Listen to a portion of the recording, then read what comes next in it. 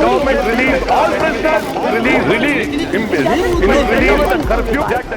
संसद वो जगह जहां जनता अपने नुमाइंदे चुनकर भेजती है, जो जनता के लिए कानून बनाते हैं, उनके सवाल उठाते हैं। हाँ, कई बार हंगामे के शोर में वो बातें खो भी जाती हैं जो हमारे और आपके लिए बेहद ज़रूरी होती हैं। लेकिन लोकतांत्रिक तरीके से देश चलाने के लिए संसद का चलना भी ज़रूरी होता है।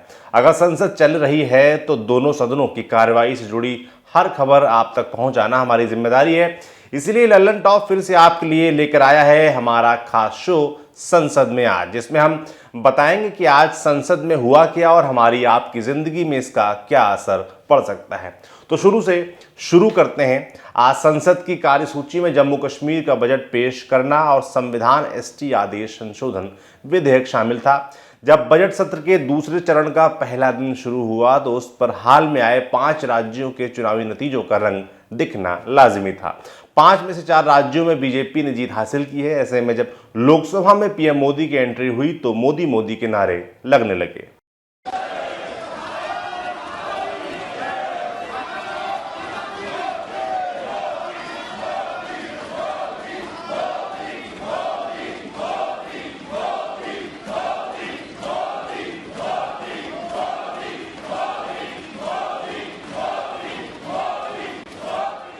लोकतंत्र की यही खूबी है कि हार जीत से परे विपक्ष पूरी कोशिश करता है कि असल मुद्दों पर सरकार को घेरा जाए। तो संसद में मौका मिलते ही विपक्ष ने महंगाई का मुद्दा उठा दिया। एनसीपी की सांसद और शरद पवार की बेटी सुप्रिया सुले ने कहा कि हर चीज महंगी हो रही है, पेट्रोल डीजल से सेस हटाया जाए, ऐसे इंतजाम हो कि राज्यों के पास खर्च करने को पर्याप्त पैसे हों। And due to that, the food prices and the fuel prices have really gone up. The diesel, petrol has crossed over 100 in various states, as well as the LPG cylinder gas has reached over 850. Sir, even the circumstances which are right now globally faced, which is what is happening in Russia and Ukraine, is going to impact our lives exceptionally, and it's really going to put the economy under a lot of pressure. The retail prices, the Consumer Affairs Department says between 2018 to 2021, I'll just give 2-3 examples. Sir, the cooking oil prices have increased by 67%, palm oil by 61%, moong dal by 44%, urad dal by 54%, tur dal by 49%, and so on.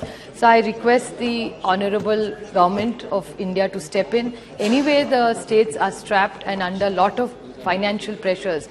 GST money is not coming on time, so our social sector programs are affected. So how does the poor live in this country, sir?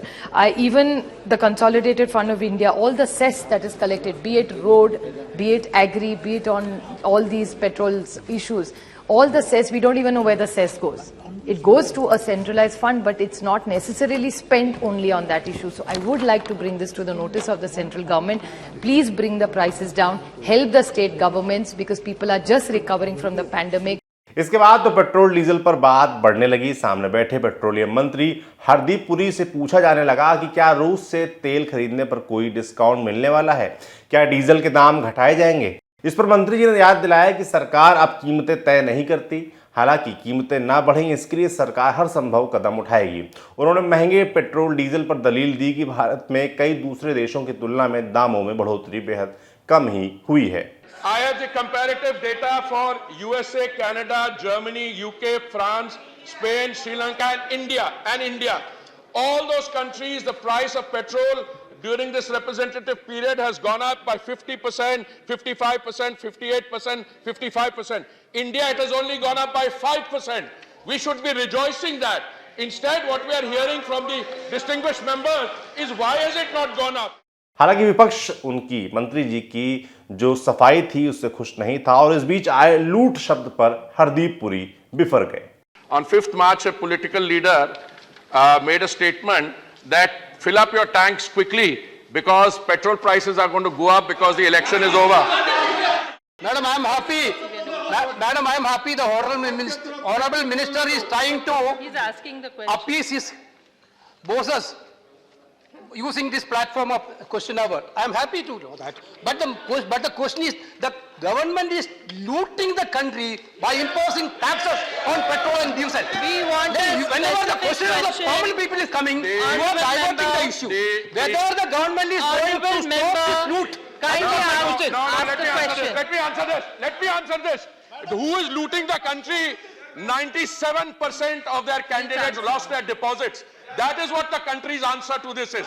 97% of their candidates lost their deposits. That is the answer. I'm calling Who's looting? खैर, महंगाई पर चर्चा के बीच संसद में वित्त मंत्री ने केंद्र शासित प्रदेश जम्मू कश्मीर का बजट भी पेश किया। सरकार इस बजट पर चर्चा के लिए तैयार थी। Item number 18, Shrimati Nirmala Sitharaman ji. Sir, I rise to present a statement in Hindi and English, both versions, of estimated receipts and expenditure of the Union Territory of Jammu and Kashmir for the year 22-23.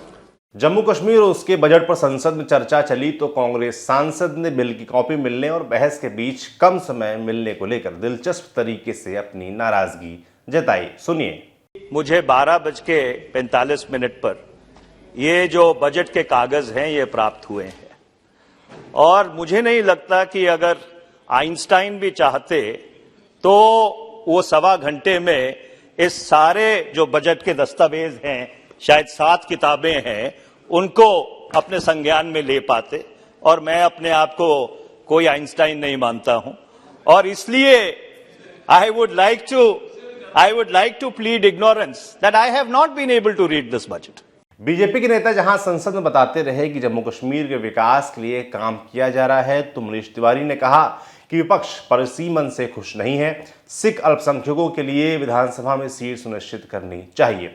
Budget का बड़ा हिस्सा सुरक्षा के लिए खर्च होगा, यानी सरकार के इरादे और हकीकत में फर्क है। जो बजट प्रस्तुत किया है माननीय वित्त मंत्री ने, उसमें जो प्रशासनिक बजट है, प्रशासनिक बजट में से 73% पैसा होम डिपार्टमेंट पे खर्चा रहा है। तो अगर 73% पैसा आप सुरक्षा पे खर्च रहे हैं, लॉ एंड ऑर्डर पे खर्च रहे हैं, तो ये अपने आप में प्रमाण है कि जो परिस्थितियां हैं वो सुधरी नहीं है। असदुद्दीन ओवैसी ने भी संसद में कश्मीर का बजट पेश करने के खिलाफ अपनी बात दर्ज कराई और कहा कि अच्छा होता कि यह बजट जम्मू कश्मीर विधानसभा में पेश किया गया होता। Honourable member Shri Asaduddin Owaisi. Speaker sir,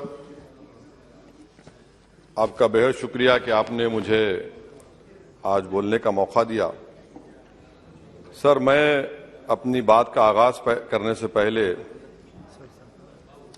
एक शेर पढ़ना चाहूंगा जिससे जम्मू कश्मीर की आवाम के उनके जज्बात और उनकी तकालीफ की अक्कासी इस ऐवान में हो सकेगी।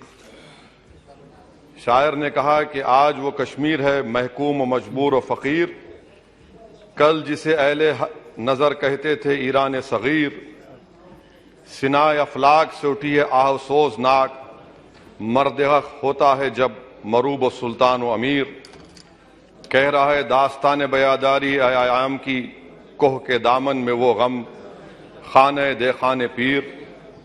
और किसी और जगह पर एक शायर ने अच्छा कहा कि घात में सयाद पहलू में है खटकता तीर का, एक पहलू ये भी है कश्मीर की तस्वीर का। आईनी तौर पर कन्वेंशन जो है ये बजट को यहां नहीं डिबेट करना चाहिए। इस बजट को तो वहां के मुंतखब शुदा अवामी नुमाइंदों को बहस करनी चाहिए। यहां पार्लियामेंट में बैठकर हम एक जम्मू का कश्मीर का कैसे बजट पास करेंगे? तो गैर अखलाकी बात है, कन्वेंशन के खिलाफ है और इसको बताता है कि आपका मंशा और मकसद क्या है।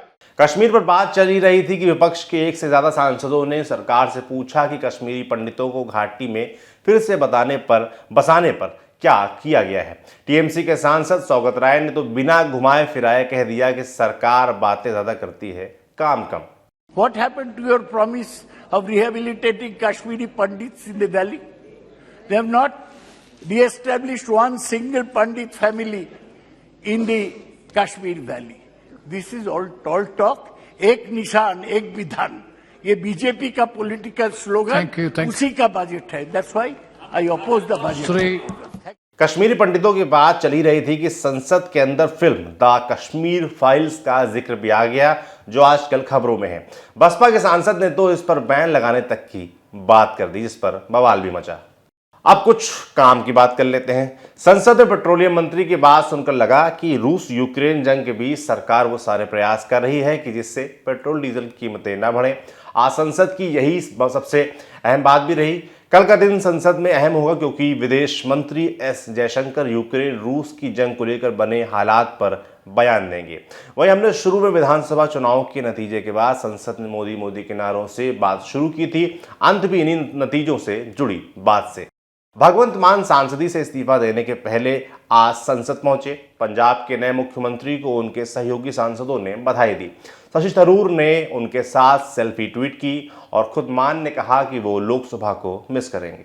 पंजाब के लोगों ने बहुत बड़ी जिम्मेदारी दे दी है पूरे पंजाब की सेवा करने की, लेकिन मैं संगरूर के लोगों से वादा करता हूं बड़ी जल्दी एक और आवाज यहां पर संसद में गूंजेगी और पंजाब के 3 करोड़ लोगों का धन्यवाद भी करता हूं कि उन्होंने आम आदमी पार्टी पर यकीन किया, केजरीवाल साहब की गारंटियों पर यकीन किया और प्यार दिया अपने बच्चों को, अपने बेटे को, अपने भाई को।